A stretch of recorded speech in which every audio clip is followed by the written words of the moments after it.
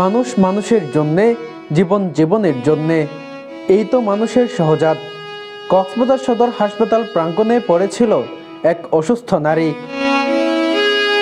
পরিচয়হীন ওই নারীর মাথার চুলসহ সারা শরীরে জমাট বেঁধেছে পোকার। চারিদিকে ভনভন করছিল মশা মাছি।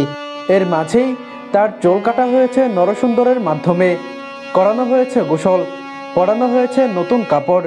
উনি শুয়েছিলেন, চারিদিকে মাছি ছিল, ময়লা আবর্জনা ছিল। দেন হসপিটালের এক ওয়ার্ড আঙ্কেল এসে ওনার চারিদিকে পরিষ্কার করে দিয়েছে, পানি দিয়ে ধুয়ে দিয়েছে। পরে দেখতেছি যে উনি সোজা হতে পারছেন না, এরপর হচ্ছে যে বসতে পারতেছে না, বারবার বলতেছে যে আমাকে একটু উঠাই দাও। ওনার চোখে পোকা ধরছে, মাথায় পোকা ধরছে, হচ্ছে দিকে উনি টোটালি খুবই অসুস্থ বলতে গেলে। তো আমার সুযোগ হয়েছে ওনাকে সেবা করার।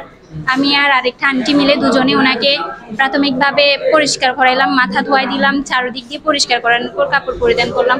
টিটিএনএ সংবাদ প্রকাশের পর এগিয়ে আসে পুলিশ, হাসপাতাল কর্তৃপক্ষ এবং স্বেচ্ছাসেবী সংগঠন।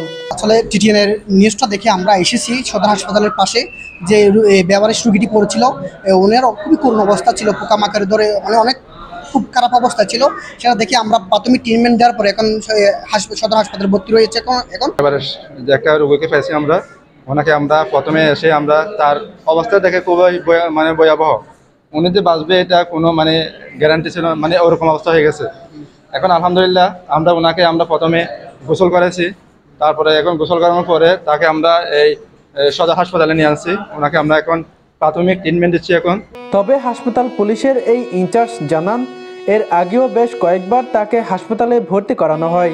হাসপাতালে ভর্তি করানো হলেও সে বারবার বের হয়ে যায়। তার জন্য দরকার একজন নারী সেবক।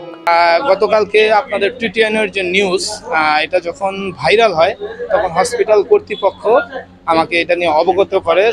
যেহেতু এর আগেও তার আমি 2-3 বার ভর্তি করাইছি, কিন্তু পরের বার অবস্থা খারাপ বিলে তাকে গোসল মোসল করে একবারে ভর্তি করানো হয়েছে।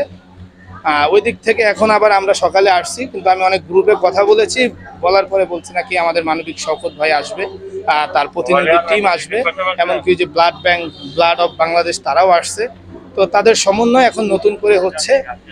তারা চাচ্ছে তাদের নাকি একটা হসপিটাল আছে, যেই পরিমাণ এইসব রোগীদের জন্য হসপিটাল, তারা এখান থেকে বেসিক একটা ট্রিটমেন্ট নিয়ে তারা চাচ্ছে তাদের ওই হসপিটালে নিয়ে যেতে।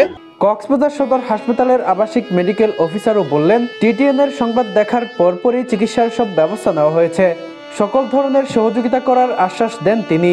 আপনাদের এই নিউজটা দেখার সাথে সাথেই আমরা আমাদের যারা স্টাফ আছে, রাতের যেই মুহূর্তে আমি দেখেছি, মোটামুটি 10টা বা 11টার দিকে আপনাদের এই নিউজ লিঙ্কটা আমি দেখা মাত্রই তাৎক্ষণিক আমার যারা ডিউটিতে ছিল সাপোর্টিভ স্টাফ, ওদেরকে পাঠানোর ব্যবস্থা করেছি এবং সকাল থেকে ওরা এই বিষয়ে আমার সাথে যোগাযোগ করেছে এবং সরাসরি এসে এখানে কি কি করতে হবে তাদেরকে নির্দেশনা দেওয়া হয়েছে।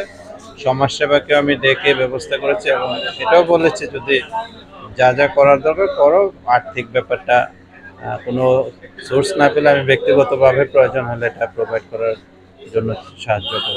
কক্সবাজারে ওই নারীকে প্রাথমিক চিকিৎসা দেওয়ার পর নিয়ে যাওয়া হবে চট্টগ্রাম বেওয়ারিশ হাসপাতালে।